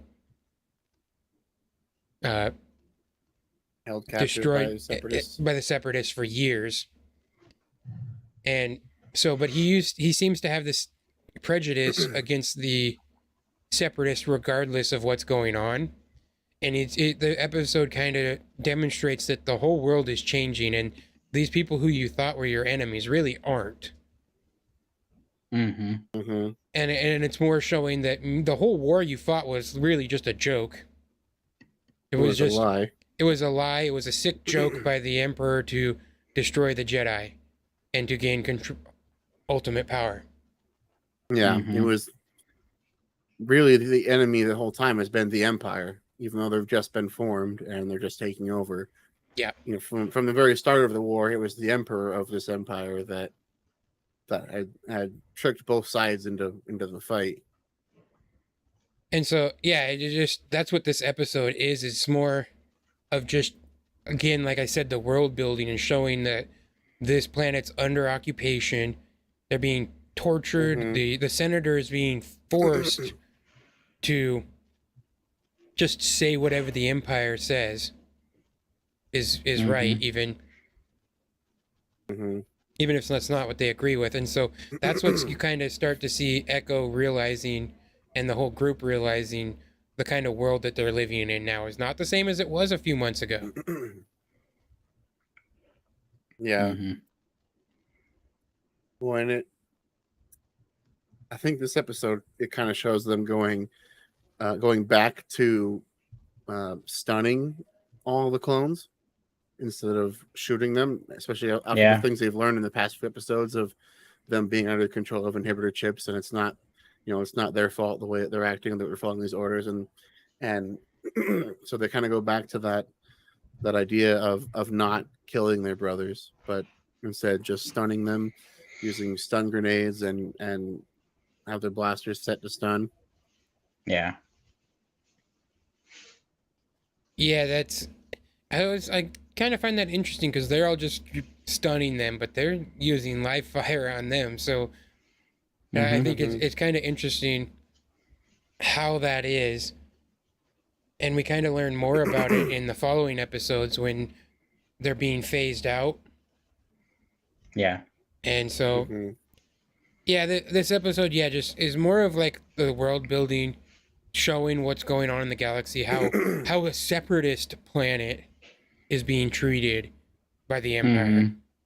Yeah. But then the episode ends with them all coming back and Hunter wanting to tell Omega that's not keeping a low profile where everyone's here cheering on for you. Right. And Sid's like, leave the kid alone. She paid off your whole debt. And then he wants to, test his strategy against hers. Yeah. Which is another interesting point for Omega, because you're starting to see, like, is she going to be smart strategist? Is that another one of the qualities that she possesses? Because obviously she's special in so many ways. The tactical droid of the group. So it's one of those building episodes for her. And then, so I think anything else you guys want to say on that? Well, I like how I was seeing how the relationship that Sid has with the group. It's like, I mean, they work together and they work for her, but she almost considers Omega her friend over, right? Like everybody else is just like working for her, but Omega's actually her friend. And you see that in later episode as well, when Omega comes to her rescue. I just like how she always calls her, okay, Tiny. Yeah. Well, I mean, they all have nicknames: Bandana, Glasses, Muscles. I can't think of what Echo's name is, but yeah, they've all got their nickname to her. So, okay, so episode 11, Devil's Deal. Now this one's interesting because it's almost the exact opposite. Now we're gonna go to Ryloth and see that the Empire is not treating them any differently for a pro-Republic planet that fought heavily against the Separatists and everything. You get Cham Syndulla, and you're seeing that I think it's kind of interesting where Cham is coming from, because he wants to feel like, yeah, we won the war with the Separatists and we can have peace, and he's trying to think that the Empire can be the good that they were fighting for. Yeah. But as we go through the episode, you kind of see that no, they're everything's basically the same as you saw on the Separatist planet of Raxus Prime. And it was also, so he gives a speech. You'd think Cham Syndulla gives a speech in favor of the Empire. Yeah. And it almost kind of feels like, yeah, he was tired of fighting. Mhm. He wanted the Empire to be the peace that they were fighting for, Mhm. and he holds on that as long as he can, but eventually starts to realize that that's just not what it is. Obviously, Yeah. like they talk about the refinery. They're like, this was, we were told that this was just supposed to be a refinery. It's not a military base, but they've got towers and armored vehicles around and everything, and it's like, clearly it's a military installation. Mhm.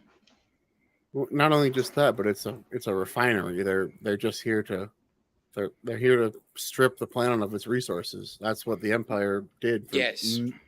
any planet that wasn't a core world and uh, inhabited mostly by humans. If it was a mid or outer rim planet for aliens, then they controlled it, stripped the resources, and then left them to die. Yeah. Don't you see that? That's one of the planet where you meet Ahsoka in the Mandalorian season 2, right? That's what the Empire did. They just stripped that planet of its resources. Mhm. You see that there as well, and that's what the Empire does. You know, that, oh, look at all these jobs we've created for you. Well, look at all the jobs they created for the Geonosians too. We all know what happened there when they were done with them. Yeah, Mhm. exactly. And so this is also like a fun episode where you get to see young Hera and Chopper. Yeah. I always loved Chopper. He's one of the best droids ever. Mhm.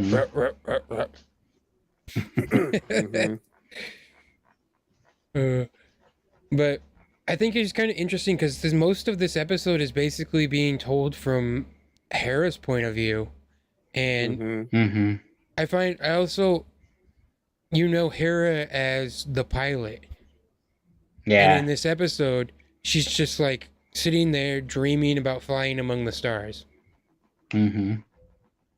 And so it's so cool. And then she goes with Gobi and for the weapons deal, Mhm. and she meets the Bad Batch, and she goes and takes a look at the Marauder, and it's just a interesting idea, thinking that she hasn't flown before. Yeah. But it's also kind of one of those things where it's the dream, it's the adventure that is Star Wars. That's like core to the, Yeah. and so it's that adventurous spirit. Uh, Togo Bap says hello there, Hey, Bruce. General Togo.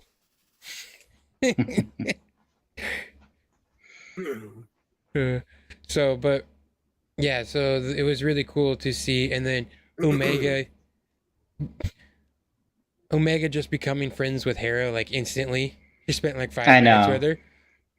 I love that. No, like really, both the next two episodes, this one and the Rescue on Ryloth, both of these episodes they go together really good, and it's kind of like what people say, that there was episodes in the Boba Fett show that were basically Mandalorian episodes, and it kind of was like that. It was like these couple episodes almost could have been like Rebels episodes, flashback Yes. to like Hera and everything like that. But like I was totally there for it. I loved it, every minute of it, and yeah, it was amazing.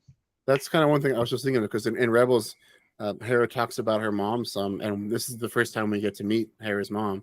You know, Yeah, who we is met Cham, amazing. we met Cham Syndulla in the Clone Wars, and we met him again in Hmm. Rebels. But at that point in Right. Rebels, she had already died, right? And you only get to Hmm. hear Hera talk about her, and now we get to see her, and kind of, you can really kind of see the similarities Hera has between her dad and her mom, Mm-hmm. Hmm. kind of like that middle ground between the two of them. Yeah, and like the And importance of like their history, right, on Ryloth, right? Because mhm, like with Thrawn and stuff like that, how he was all interested into their history and things like that too. yeah, Calicori, I think is what it's called. Yeah, I was trying to think The of what the art name was. piece. Yeah. Yeah, Also, the I wanted family to heirloom art piece. yeah Mhm. say Togo Bap says that no, he's not. He's a Padawan, but I'm pretty sure wasn't Ahsoka a general, and she was just a Padawan. So Oh. technically, you could be a Padawan and a general, Togo Bap. So I think we were right in that in our statement there. Thank you very much. Nice. Yeah, this episode is really cool because, and you get to see so much more of Ryloth because, and it's really only a planet you've seen in the Clone Wars or Rebels, not really, and it's you only seen it in animation, but it's also again more world building, more worlds, a different place, seeing way the people are being treated, the way the Empire is trying to basically lie their way into just trying to get people to be submissive. Mm-hmm. So, okay, we get to. So that's. Well, you want to just go into the next episode since it goes right along with it. So, rescue episode 12, rescue on Ryloth. So, this is after Cham and his wife, Hare's mom. I can't remember her name. It escapes me, but they get arrested, and so Hera calls Omega to come save them. But I just like the episode because you've got Crosshairs involved, and he gets all angry and trying to get after him. But you have Hera improvising and starts flying and destroys the base just to as a distraction so that they can escape with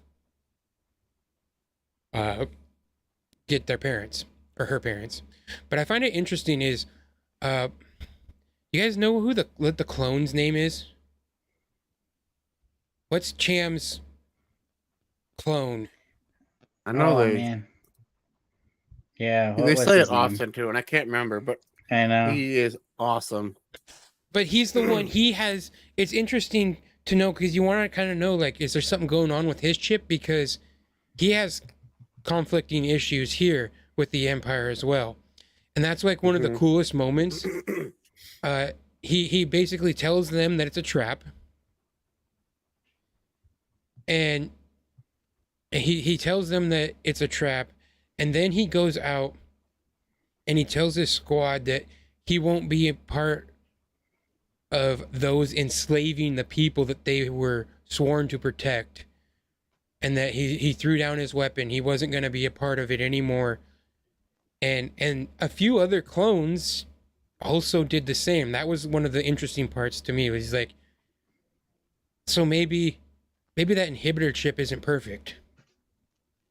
Or so it was kind of interesting to see that. Okay. So you said you only have about 20 minutes there, Josiah. We want to get kind of moving through it a little bit. Hauser. Oh, yeah. Hauser. I was like, wait, what did you just say? Did you call? What a hoser. Hauser. Yeah. Yeah, that's what I thought. Like, you calling me a hoser? So well, I love that they can only give the clones so many different haircuts for tell us apart. So we gotta get some scars on their face too, so we know who we're looking at. But yeah, I think his character was really well developing the what the clones are turning into, and you even see at the end that some of the clones agree with him. Yeah, and so maybe it's just after the chip's been used, it slowly starts to degrade, maybe something in that because some of them are starting to rebel against the Empire. Maybe that kind of like along your thought there of that they're probably all fighting it because they're like, it's making me do something that I don't want to do, and so they've been fighting it for this long. Maybe some of them are starting to break through that block. Mm-hmm. Mm-hmm. And so go ahead. Well, it kind of gets me excited that maybe in season 2 we'll see somewhat of a clone rebellion against the Empire. That was a Legends thing, but in that Legends it was the Kaminoans who made more clones to fight against the Empire. But this could just be the previous clones could possibly, break free of their control and start something. So Which is also it could also possibly be why the Empire is so quick to replacing the clones. Maybe they know that this control can't last forever. Yeah. And so they're very, very quick to replace them with TK troopers. Yep. So Togo Bab says he surprisingly enjoyed the Bad Batch. He wasn't too big of a fan of them in the Clone Wars. Yeah, I think you get a lot more invested in knowing them as characters throughout this season. Yeah, and in the Clone Wars, there were kind of just these clones with special abilities. Maybe even a little over the top at sometimes, but this show really, develops their character and their abilities. Yeah. So, okay, so let's move on to episode 13, Infested. I would say of most of them, this is probably the closest to being filler, even more so than the other one. Yeah. Because it's basically just Rowan takes over Sid's spot, hides some spice. They have to go in and steal it so that he'll get in trouble with the Pike, because no one wants to be in trouble with the Pikes. And this episode, I feel like really shows the friendship that I mentioned earlier between Omega and Sid. When Sid gets in trouble, Omega's like, well, we have to help her. And the Bad Batch is like, well, look at all the stuff she's charged us for and they made us do for her over the past. Yeah, but she's our friend. We have to help her. And then in the end, when the Pikes have Omega, Sid's like, she stuck her neck out for me, and I'm going to do the same for her. It really shows that they're more than just coworkers or because working Sid together. is one of the actually friends. Sid didn't tell Hunter to go down into the infested cave and get the spice. She went down there with Wrecker. I mean, to be fair, if you had to go somewhere in a cave full of monsters, you're going to pick Wrecker to be the one next to you. Yeah. So, then they go and they get the spice, and then they get the Pikes off their back, and even Omega sticks up for Rowan, who was the bad guy. Yeah. And you can just see Omega's kindness there. And it's just more of the character building for her. Yeah. So her maturity. I know we're kind of running low on time, but these next 3 episodes are big episodes, and so especially I think episode 14 here is entitled War Mantle. So we start off with a clone on the run, and you don't really know who he is, and he gets captured, and then the next thing we see is Rex contacting the Bad Batch. And basically they say, he just tells them, go after this clone. That's it. That's all they get. Yeah. You could tell mysterious. Like when at the very end he literally runs away from wherever he's at. He's on the run doing something. Yeah. Right. And it's kind of interesting because the rest of them are like, we don't even know if this clone's still alive or whatever. And Echo is the one that said, no. He repeatedly has to tell them, no, if Rex says we need to do it, we need to do it. We can't leave a clone behind. Rex said it's important. Yeah, so like if Rex says we need to do this, we need to do this. Wrecker goes, oh, he's got a good point. Then Tech goes, well, if we don't do this job, we don't get paid, we don't eat. And Wrecker goes, well, that's a good point. And then Omega's like, yeah, but helping someone in need is more important than getting paid. And Wrecker's like, she's got a point. Every single thing that somebody says, he's like, oh, they got a good point. He just agrees with whatever was said last. Yeah. I feel like this one too, like has some similarities to the Mandalorian when they're going in to like get the information or whatever from the computer or whatever. Like similar, like when they're going into like this facility, it almost like kind of looks similar, like the same, like a similar type of facility, and like like when they're kind of coming in and stuff like that. That was pretty cool.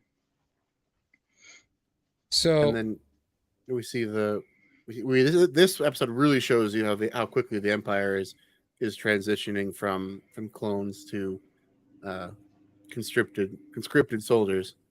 And I thought it was really interesting that the scans of the base that they did, so there was 50 clone commandos there, and it's these clone commandos that are training the new soldiers, which totally makes sense because they're the best of the best, at least as far as you. I mean, you could consider them regs, and they're the best of the best when it comes to regs. Yeah, because there's only 4 of the Bad Batch, and they obviously don't have them. Yeah. Well, but it's also Mount Tantus. That's the base, which is it's a huge Easter egg. I know it's from the original Thrawn books, the originals from the early 90s. But it's the base, and there in that book there was cloning and stuff done, but this is also where they're experimenting cloning. We'll get to it more in the last episode, but this is the base that Nala Se is being taken to. And so all of their cloning efforts that they still have left are at this base in Mount Tantus. And then we get to see the last Republic Commando Easter egg when we get to see Scorch. Yeah. Dude, the way he moved across the when they were chasing him, and he kind of went around the outside and then was in front of them. I don't know. I was like, oh, that was so awesome. Yeah, when he jumps onto the elevator and there's that roll. Yeah, the elevator scene. That is the best scene, I think. Yeah, that one was totally. I was like, what? And then it takes like multiple stuns for him to go down. Yeah, that was cool too. Yeah. It took him five stuns for him to be knocked down. That shows you how tough the commandos are, and that's what Gregor is too. I just love their glowing Gregor's helmets. A commando. They're like, their helmets are like just blue glow. Yeah, like their visors. Yeah. It's just so cool looking. It just looks straight out of Republic Commando. So then they get it, and I think it's funny because when Gregor introduces himself, and they're like, "Who are you guys?" And they're like, "We're Squad 99," and he's like, "Oh, defective clones." To me, the ones that want to stay here are the defective ones. Yeah, that was good. I was like that because Gregor is one of those, because he's a little twitchy, that he's always a funny one, especially when you see him again in Rebels. He's so great. Well, I thought it was another part where they're doing the rescue and they're up on the cliff's edge, and there's the one clone commando, just a regular commando, and he's fighting on the edge, and the other clones are like, the other troopers, the TK troopers, don't really care. They're just firing down that hallway, and they end up killing the clone commando. They shoot him, and he falls off the ledge. No mercy, just get the job done. Yeah. And so, then he dies there, and then you get. I liked when Gregor got hit. He's like, I've been blown up before. I'll be fine. I'll survive this. Yeah. I really like they showed the abilities of their shuttle. It's really it really is an attack shuttle. It's not just a transport, but it can maneuver, and it can fire a punch back too. Yeah, you really see that in this episode where it is a pretty tough shuttle, and then Omega takes the power from Gonki. Yeah, the power droid. Yeah. But then, so the episode ends where Hunter tells them to leave, and he's captured. Mm-hmm. And then there were also Rampart, the Imperial agent. He tells Lama Su that they need scientists, but he has no need for a politician. So he takes Nala Se, but kills Lama Su. I think we're supposed to imply that Lama Su is dead, but I don't even think you hear blaster shots in it. The doors just No, close. it closes and it fades to black. Yeah. Mm-hmm. So then, episode 15, Return to Camino. This is one of those ones because it's very interesting because you see how much Omega doesn't really want to go back to Camino, but Yeah. she's like, nope, we're going. She's so determined to go back for Hunter. Mm-hmm. And you get on. This is one of the few episodes, I think, where we've talked about how good the animation is. This is one of those ones that's like blows you away because they're out there in the rain, and especially like if you notice, just pay attention to Omega's hair and how much it drops and everything just from being out and everything being soaking wet. It's just like, look how far the animation has come. Yeah. But so Omega's they tell him about this secret landing pad, and so they take the tubes into the city where they have to pass through Nala Se's private lab, and Omega's really getting like emotional about it. Yeah. Because she says, well, this is where we were born. We were all born. Mm-hmm. And we find out later, I think it might be in the next episode, but Tech figures it out after doing a little bit of research, but Omega is older than all of them. Yeah, and she saw them being born, basically. Yeah, she's older than all of them. She just doesn't have the growth acceleration applied. And it's kind of interesting how she said, you guys were here for a little bit, but then you were sent off with the rest of them. And I just find this whole episode is interesting because obviously they were going to go for Hunter, and Crosshair is there. And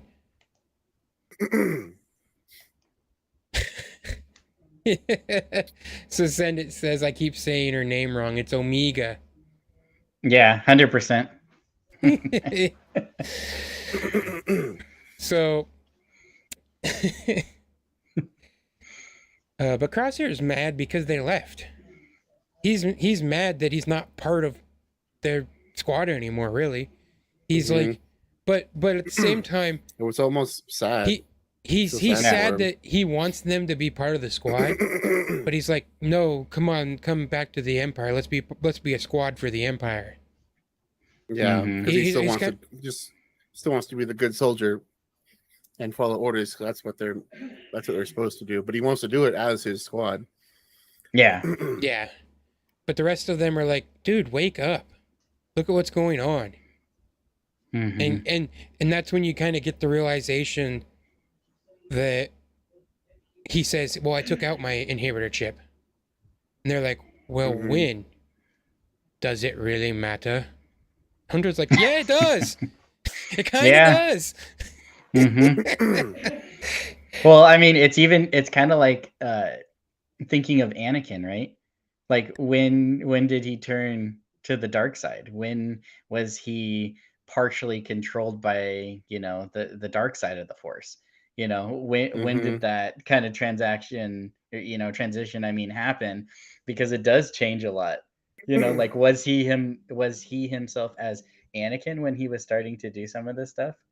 Or could he blame the dark side's power on some of the things that he did? Like it does kind of change a little bit. So I kind of like the moment there where after he basically discussed that and he kills all the other TK troopers, the non-clone troopers around. And then the droids pop up again. And They have to fight together as a squad. They all fight together as a squad, and it was one of those cool moments where you hear the Bad Batch theme playing, and it was like it was super awesome. It was just like a fun moment. But then, and that's pretty much how.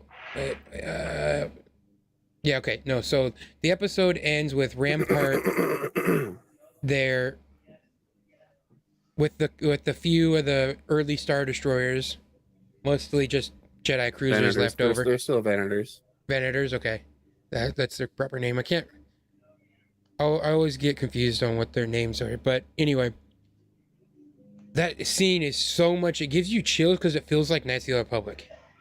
Yeah. Yeah.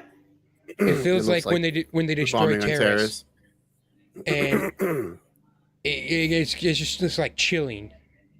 Mm-hmm. But it's not even that. And that's how they end it too. They don't even show how the Bad Batch is reacting at the end of the episode. Yeah, it's just the end of. But it's almost until the next episode where you really see the extent of it, and it's chilling. Like they're just destroying the entire huge city with a few Star Destroyers just bombarding the planet. Mm-hmm. And I love Omega gets stuck with Crosshair, and even though he basically refuses to not be a bad guy, to not be a good guy, not to turn. He refuses to understand and listen to them. Mm-hmm. And you see,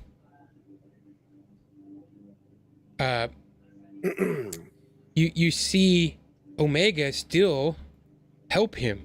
She saves him. He was crushed under the thing, and she saves him and gets him loose, even though, again, it just shows the compassion of Omega. Mm-hmm. Omega. how she really feels that Crosshair is still a brother. Yeah. So and you learn why Omega feels so strongly that these are her brothers, in that she was there when they were created. Mm-hmm. Yeah, and they're different, like she is. Yeah. So I like this kind of escape, and one thing I thought I kind of noticed is Omega notices the notice that all the birthing pods are empty. Yeah. Like they're all there, but everything is empty. Like both of these episodes, you could totally feel like the whole planet, even though it's a giant city, everything was gone. There was no one there. It was an eerie feeling of emptiness. It's just a few TK troopers, not even any clone troopers. Yeah. Except for the Bad Batch. Yeah. But I like this escape. They make it through, and they have to travel through this tunnel.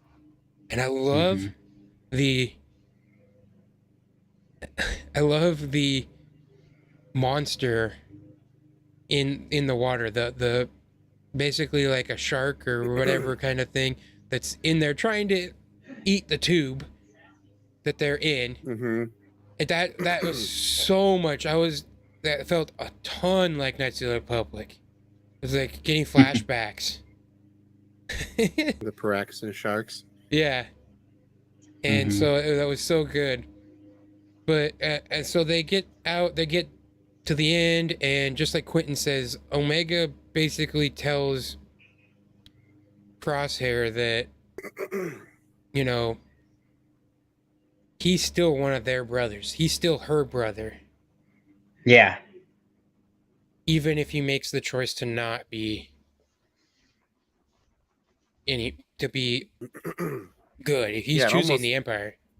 It almost ends on a really sad note there. It does, but it's like it is kind of sad, but it's also like, okay, well, where's this going next? And we've all seen the trailer for the Bad Batch, and again, we kind of discussed I'm excited for season 2. It's coming sometime eventually. It'll be here soon. Yeah. I know, like, also, like, so Omega saves Crosshair, and then we also get the moment where then Crosshair saves, like, AZI-3, and Omega. And Yes. then, like you kind of get this like swell of like good emotions, but then you guys maybe may remember it better than me, but then doesn't he say something just along the lines of like, we're even now? Yeah. Yeah, like he was just like, Omega, you save me, I'm saving you. That's what it is. It's not like we're friends. Omega thanks him for saving AZ, and then he said you can just consider us even because she saved him earlier during when the city was sinking. Yeah. Because you get like, I don't know, Crosshair is an interesting kind of character because he's like so completely wanting to be part of the Empire, but he also wants to be part of his squad. Yeah. But his squad, the rest of his squad says, no, dude, the Empire bad. They did a really good job with his character. And you could definitely see he could possibly still be the bad guy in the next season, but there's also definitely chance for a redemption for him as well. For him to come around and rejoin his squad eventually. Yeah, which would for be sure. awesome. He's a very conflicted character.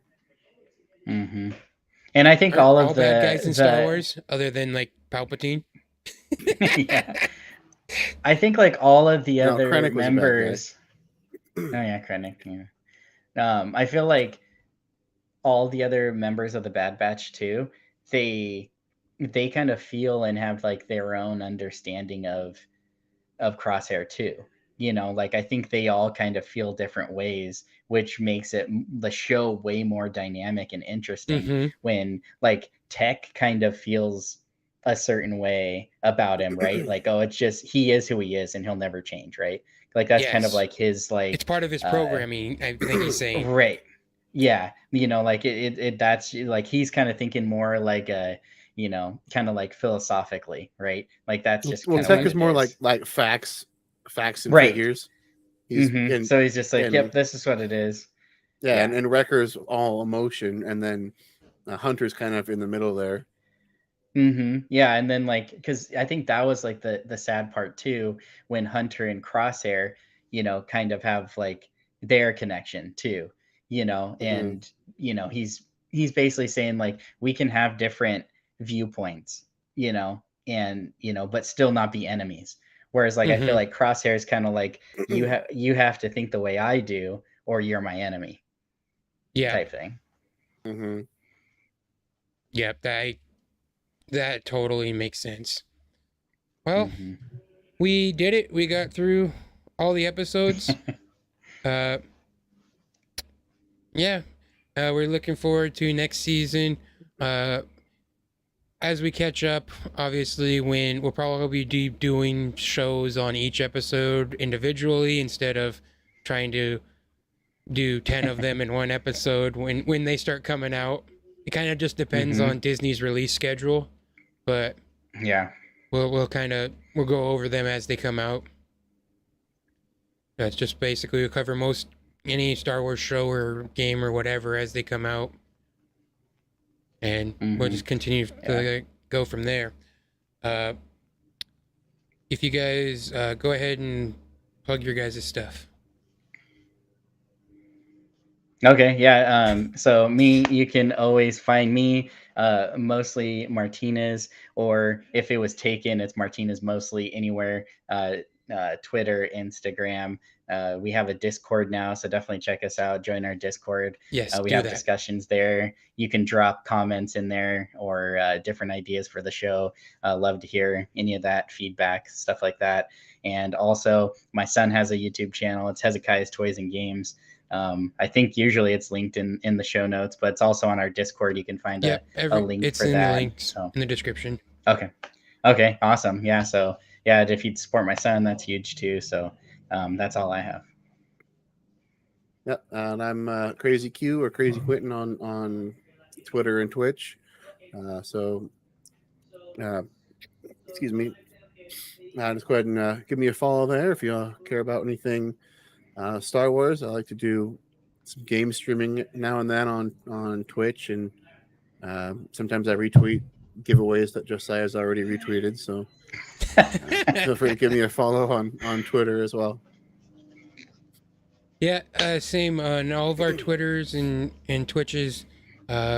and other YouTube channels. Like I have my own gaming channel where I post some of the videos that we do when we're just playing. We do a lot of Apex and other things. And, you know, I've been considering maybe streaming some sports coming up here with hockey season starting. So we'll see about that. That's something I've thought about doing. But go ahead and give me a follow. My Twitter, YouTube, and Twitch are all in the video description, as is everyone else's.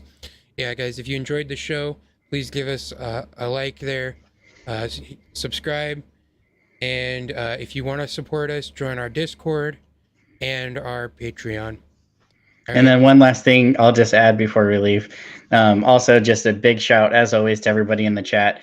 It helps us sometimes stay on topic, and then also helps us get off topic, which is always fun. But yeah, thanks, Send It O'Reilly. Kaloni was in here.